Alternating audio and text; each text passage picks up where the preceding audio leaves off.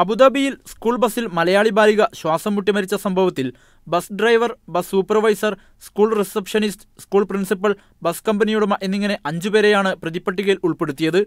പ്രതികളെല്ലാം കോടതി മുമ്പാകെ കുറ്റം നിഷേധിച്ചു. സ്കൂളിൽ പോകുന്നതിന് ബസ്സിൽ കയറിയ കണ്ണൂർ സ്വദേശിനി നിസ ആല എന്ന 4 വയസ്സുകാരി ഉറങ്ങിപ്പോവുകയും ബസ് ജീവനക്കാർ ഇറക്കാൻ മറന്നുപോവുകയും ചെയ്തതിനെ തുടർന്നാണ് അടച്ചുപൂട്ടിയ ബസ്സിൽ ശ്വാസം മുട്ടി മരിച്ചത്. അൽവുറൂദ് അക്കാദമി പ്രൈവറ്റ് സ്കൂളിലെ KG1 വിദ്യാർത്ഥിനിയായിരുന്ന നിസ ആല ഒക്ടോബർ 7-നാണ് സ്കൂൾ ബസ്സിൽ മരിച്ചത്.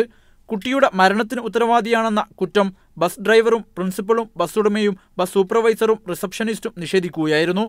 വാടകയ്ക്കെടുത്തോടിയ ബസ്സിന്റെ ലൈസൻസ് സംബന്ധിച്ച പ്രശ്നത്തിൽ വാടകയ്ക്കെടുത്ത് ഉപയോഗിക്കും മുമ്പ് സ്കൂൾ അധികൃതർ ബസ്സുകൾ പരിശോധിച്ചിരുന്നുവെന്നും ലൈസൻസ് ഇല്ലാത്ത കാര്യം അറിയാമായിരുന്നുവെന്നും ട്രാൻസ്പോർട്ട് കമ്പനിയുടമ കോടതി മുമ്പാകെ മൊഴി നൽകി.